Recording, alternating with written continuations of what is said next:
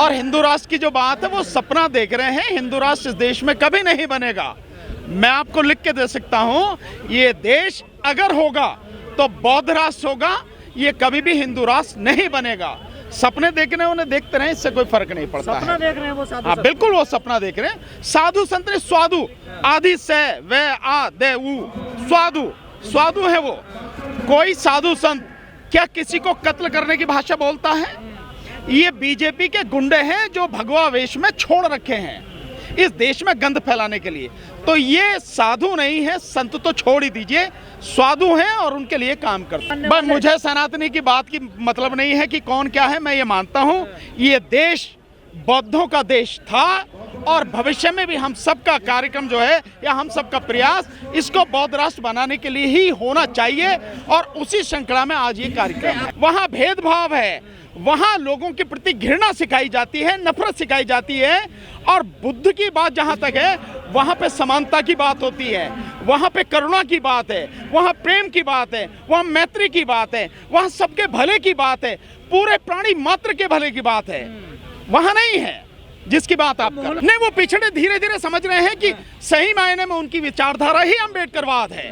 तो वो अम्बेडकरवाद को जैसा अभी बताया गया कि वे रास्ता भूल गए थे और पता नहीं था, अब वो रास्ता उन्हें धीरे धीरे समझ में आ रहा है और अब वो अपने जो लक्ष्य है उसको समझ रहे हैं और उसकी तरफ बढ़ रहे हैं। भाई जिस देश में प्रधानमंत्री हिंदू, राष्ट्रपति हिंदू, सारे मंत्री हिंदू, मुख्यमंत्री हिंदू, गवर्नर जो हिंदू, सुप्रीम कोर्ट में हिंदू, हाई कोर्ट में हिंदू, नीचे डिस्ट्रिक्ट कोर्ट में हिंदू, सब जगह हिंदू हिंदू, फिर भी कह रहे हिंदू खतरे में, तो वो तो डरे हुए तो पहले से ही हैं। मैंने अभी तो कहा यार, जिन बाबा की बात कर रहे हो, ये बाबा बीजेपी के छोड़े हुए गुंडे हैं भगवा वेश में, इनकी बात कर रहे हो। देखिए जो मैं ईवीएम का विरोध कर रहा हूँ, ईवीएम जब तक नहीं हटेगी तब तक इस देश की जो व्यवस्था है सुधरेगी नहीं। और सीधे शब्दों में कहूँ, आप बीजेपी को नहीं हटा पाएंगे।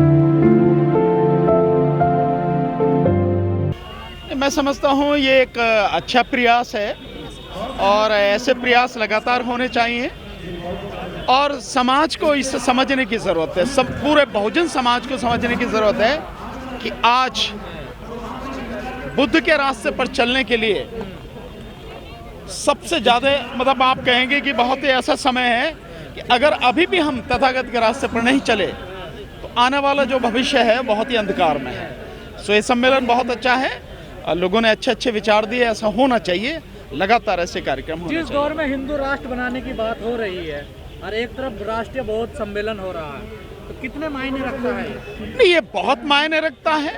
सनातन के रक्षक बता रहे हैं ना अपने आपको, सनातन को बचा रहे हैं। वो बता रहे होंगे, उससे क्या फर्क पड़ता है? बताते रहो, बताने में क्या फर्क पड़ता है? आप बौद्ध राष्ट्र बना रहे हैं और अगर वो हिंदू राष्ट्र बना रहे हैं तो फिर दिक्कत क्या है? नहीं, अगर ऐसा मत कहो आप, वो हिंदू राष्ट्र की बात कर रहे हैं तो हम बौद्ध राष्ट्र की बात कर रहे हैं और इसी तरह से लोग खालिस्तान की बात कर रहे हैं। तो ये मत कहो कि हम बौद्ध राष्ट्र की बात कर रहे हैं तो वो हिंदू राष्ट्र की बात कर रहे हैं, ऐसा नहीं है। आप भाषा जो है इसको संतुलित रखो, सही रखो, आप इसको घुमाने फिराने की जरूरत नहीं। मैं क्या सपना पूरा, उनका सपना पूरा होगा ही नहीं, क्योंकि जिस राष्ट्र की बात कर रहे हैं वहाँ ऊंच नीच है। भागवत कह रहे हैं ना, इतिहास के साथ कुछ लोगों ने, स्वार्थियों ने छेड़खानी की है, तो सीधा कर लो, उसे सही कर लो। जिन्होंने छेड़खानी की है तो तुम्हारे ही भाई, वो जिन्होंने जो भी कुछ किया तुम्हारे ही थे, अब तुम उनकी गलती सुधार लो। समीक्षा की बात कर रहे हैं, करने दो उन्हें, करने दो। समीक्षा से हमें क्या लेना देना है? हमें अपना काम, हम ये नहीं चाहते कि समीक्षा की बात, हम चाहते हैं कि इस देश के लोग जो हैं, विशेषकर बहुजन समाज के लोग, बुद्ध की वाणी को समझें, बुद्ध की शिक्षाओं पर उनका आचरण करें और बाबा साहब डॉक्टर अम्बेडकर द्वारा बताया गया जो रास्ता है उस पर चलें, तभी उनका कल्याण होगा।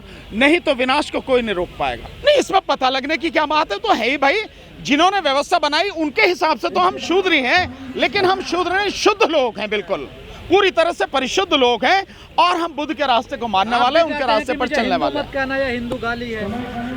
भाई मैं तो बिल्कुल कहता हूँ इस बात को कि कहना नहीं चाहिए। और मैं क्या कह रहा हूँ, जो बात आप ये कह रहे हो वो तो सुप्रीम कोर्ट भी कह रही है इस बात को और इस देश का इतिहास इस बात को कहता है। और मैं ना हिंदू था न मैं हिंदू हूँ, मैं बुद्धिस्ट था और बुद्धिस्ट हूँ। और बाबा साहब की बात में भाषा में कहूँ तो मैं भारतीयता प्रथमतः और अंततः भारतीय हूँ। नहीं, हम रास्ते पर लाने का प्रयास कर रहे हैं, ये शब्द तुम्हारा है। हिंदुओं को कमजोर करने की साजिश है आप लोगों की। वो मजबूत कब थे? अबे हम तो सही बात करेंगे, वो गलत काम करेंगे तो उसका विरोध करेंगे ना हम। नहीं, रामचरितमानस का भी विरोध कर रहे हैं आप लोग? नहीं, मैंने कब कहा हम रामचरितमानस का विरोध? लेकिन एक बात बताओ, अगर कोई ये कहेगा, इतना अपमान करेगा, ढोल गंवार शूद्र पशु नारी ये सब ताड़न के अधिकारी, तो बाकी सब किस बात के लिए हैं? आप देखिए, पूरी मानव जाति को आप कलंकित करने वाला जो है एक दोहा लिख रहे हैं और उस व्यक्ति को आप कह रहे हैं कि इसने बड़ा बढ़िया काम किया। अगर आज की तारीख में होता ना तो SC/ST एक्ट में बंद हो गया होता, जेल में जमानत भी नहीं होती। नहीं निकाल पा रहे, सारे ब्राह्मण यही कह रहे हैं। देखिए क्या नहीं निकाल पा रहे? बहुजन अर्थ नहीं निकाल पा रहे ठीक से। ऐसा ब्राह्मण इतना समझदार नहीं हुआ, इतना बुद्धिमान नहीं हुआ। बाबा साहब डॉक्टर अम्बेडकर से उदाहरण समझ लें। हम सब जानते हैं कि किस चीज का अर्थ क्या है और हम सही अर्थ निकालते हैं। संविधान में यार मेरे, तुमने संविधान पढ़ा नहीं है? संविधान में हिंदू राष्ट्र किसी राष्ट्र की बात नहीं है। India that is Bharat, Bharat की बात है और भारत में सभी धर्मों के लोग रहते हैं, रहते रहेंगे। यहाँ हिंदू भी है, बौद्ध भी हैं, जैन भी हैं, सिख भी हैं, ईसाई भी हैं, पारसी भी हैं, सभी लोग हैं, सिख भी हैं, सभी लोग रहेंगे। यार सपना देख लो, सपना देखने में क्या को मना करता है सपने देखने से? तुमने कब देखा मुझे कि मैं वहाँ गया भाई? अरे आपके लोग हैं नीला गमछा पहन के। ये तो अच्छी बात है यार, ये तो खुशी होनी चाहिए कि नीली क्रांति इतनी मजबूत हो गई है कि धीरेन्द्र शास्त्री जैसे लोगों का दरबार नहीं लगने दे रहे। तो खुशी की बात है, इसका तो जश्न मनाना चाहिए भाई। बढ़िया गलती उनके भाई ने करी है, सजा धीरेन्द्र शास्त्री को। अब तो है तो भाई तेरा, तुझे अपने भाई को सजा देनी चाहिए। तो तू नहीं मानेगा तो सजा हम देंगे, सीधी सी बात है भाई। बनाते हैं सर, आप डराओगे साधु संतों को? भाई डराएंगे नहीं, लेकिन अगर कोई गलत कहेगा, गलत करेगा तो उसका विरोध करेंगे, पूरी ताकत से करेंगे और कानूनी रूप से करेंगे। पर्चा बनाते हैं तो 2 मिनट के अंदर सभी का। किसका? जो लोग जाते हैं वहाँ पर। बनाया तुम्हारा पर्चा? पब्लिक जा रही है, तुम बताओ अपनी बात। ये तो पब्लिक के और इनके कैसे पर्चे बनाए जाते हैं सब मालूम। जिसको बनवाने हैं वो जाए। जो माननीय सुप्रीम कोर्ट का जजमेंट आया है वो जजमेंट निश्चित रूप से ऐतिहासिक है। इस मायने में बहुत महत्वपूर्ण है कि जो इलेक्शन कमिश्नर को, चाहे चीफ इलेक्शन कमीशन हो और चाहे बाकी जो इलेक्शन कमीशन है, उनको सरकार ही चुनती थी। अब सरकार की बजाय चीफ जस्टिस ऑफ इंडिया उस कमेटी में होंगे। विपक्ष के नेता जो लोकसभा में हैं या विपक्ष के नेता ना हो तो जो सबसे बड़ा दल है उसके जो नेता हैं वो, और प्रधानमंत्री, तो ये 3 लोग हो गए। निश्चित रूप से आने वाले समय में ये उम्मीद की जाती है कि जो चुनाव आयुक्त, मुख्य चुनाव आयुक्त और 2 और जो बनेंगे, वो लोग ऐसे बनाए जाएंगे जो इस देश के लोकतंत्र की रक्षा के लिए काम करें, जो बिना डरे काम करें। क्योंकि सुप्रीम कोर्ट ने अपनी जो जजमेंट में ये भी कहा है कि इलेक्शन कमीशन ऐसा होना चाहिए कि प्राइम मिनिस्टर के खिलाफ भी कार्रवाई करने में झिझके नहीं, डरे नहीं। तो इस बात की उम्मीद की जाती है। लेकिन इसमें जो कमी है वो कमी ये है कि वर्तमान में जो चीफ इलेक्शन कमीशन है, जिसको 24 घंटे के अंदर वॉलंटियर रिटायरमेंट लेने के बाद में 24 घंटे के अंदर चीफ इलेक्शन कमीशन बना गया, उसको भी हटाना बहुत ज़रूरी है। और केवल उसको नहीं, बाकी 2 जो हैं उनको भी हटाना बहुत ज़रूरी है। अगर यही लोग रहते हैं और इन्हीं के रहते हुए चुनाव हो 2024 का, फिर आप किस बात की उम्मीद करते हैं? फिर तो ये सरकार द्वारा चुना हुआ व्यक्ति है ना।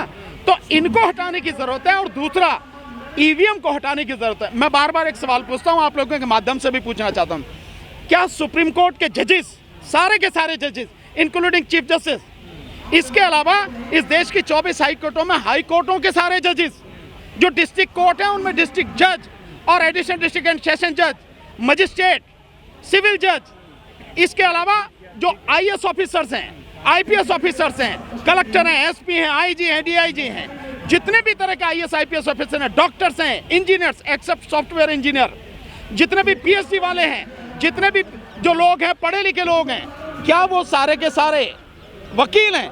क्या वो बता सकते हैं कि EVM कैसे काम करती है? मैं लिख के दे रहा हूं कि वर्तमान में चीफ इलेक्शन कमिश्नर जो है वो और इसके अलावा जो दोनों कमीशन है वो भी नहीं बता सकते कि EVM कैसे काम करती है। तो शर्म नहीं आती कि EVM का पता नहीं कि कैसे काम करती है और उसी व्यवस्था से चुनाव हो रहे हैं, जिस व्यवस्था को 99% लोग जानते ही नहीं हैं कि ये कैसे काम करती है, उससे चुनाव हो रहा है। तो केवल इनके बढ़िया आप चीफ इलेक्शन कमीशन बना दो, कमेटी बनाइए, उसके हिसाब से जब तक इनको नहीं हटाओगे और इसके अलावा EVM को नहीं हटाओगे, और केवल EVM नहीं, चुनाव पूरे देश में एक ही दिन में होना चाहिए। हमारे पास संसाधनों की कमी नहीं है, ना मानवीय संसाधनों की, ना पैसे की, तो एक ही दिन में चुनाव हो और 4 घंटे के बाद में काउंटिंग शुरू हो जानी चाहिए। ये नहीं हो कि 8 फेज में चुनाव हो रहा, मतलब बेईमानी की बिसात आप पहले बिछा दे रहे हैं। 8 फेज में चुनाव हो रहा, 2-2 ढाई महीने चुनाव हो रहा, 1.5 2-2 महीने वो रखी रहती है मशीनें, तब उनकी गिनती होती है। और गिनतियों में भी गिनती जो हो रही है उस पर्ची की नहीं हो रही जिस पर्ची पर देखकर आप ये करते हैं, हाँ भाई मेरी वोट इसी को गई है। वीवीपैट की पर्चियों की गिनती नहीं हो रही। तो एक चीज नहीं, बहुत सुधारों की जरूरत है, और जब तक ये सारे नहीं होंगे तब तक चुनाव प्रक्रिया सुधरेगी तो नहीं। वकील साहब, क्या आपका आंदोलन कामयाब हो रहा है जिस प्रकार से मोहन भागवत मैंने आपको बताया, बयान दे रहे हैं लगातार जिस प्रकार से? नहीं, मोहन भागवत नहीं, प्रधानमंत्री अगर ईवीएम का जिक्र करने लगे, आपको मालूम है गुजरात चुनाव के बाद में ईवीएम का जिक्र किया प्रधानमंत्री ने। अब इन 3 राज्यों में जो चुनाव हुए, मेघालय, नागालैंड और त्रिपुरा में, तो ईवीएम का जिक्र किया। इसका मतलब यह है कि प्रधानमंत्री देखता है कि कहां-कहां से ईवीएम के खिलाफ आवाज उठ रही है। निश्चित रूप से सरकार के कानों में आवाज है और हम पूरी कोशिश करेंगे, हालांकि जनता बड़ी सोई हुई है, फिर भी हम उसे जगाने का प्रयास करेंगे, चाहे हमें गांव-गांव जाना पड़े, लेकिन इस ईवीएम की लड़ाई को जन आंदोलन में परिवर्तित करेंगे और ईवीएम को हटा के ही दम लेंगे। हाथरस केस में जो होना था वही हुआ। सारे लोग छूट गए, और क्या होना था भाई। जब उस परिवार को आज तक पूरा कैद करके रखा है, तो उस परिवार में से कोई भी व्यक्ति कैसे गवाही देगा, क्या देगा? आप ये देखो ना सारी चीजें। तो ये जो गुंडागर्दी चल रही है सरकार की, इसको गुंडागर्दी को तोड़ना पड़ेगा, तभी सारी चीजें आगे हो पाएंगी। अभी तो यार और काम, अभी तो उसका और है, बैंड बजेगा, अभी और नीचे जाएगा। उस केस में जो एक को सजा हुई है संदीप को, उसमें रेप की धाराएं भी नहीं लगाई है। SC/ST एक्ट में देखिए उनको जेल में डाला गया है। इसीलिए मैं कह रहा हूं कि कुछ होने वाला नहीं है। ये सारी चीजें ऐसे ही आईवाश की तरह होती रहेंगी और सब लोग बरी हो जाएंगे, कुछ होने वाला नहीं।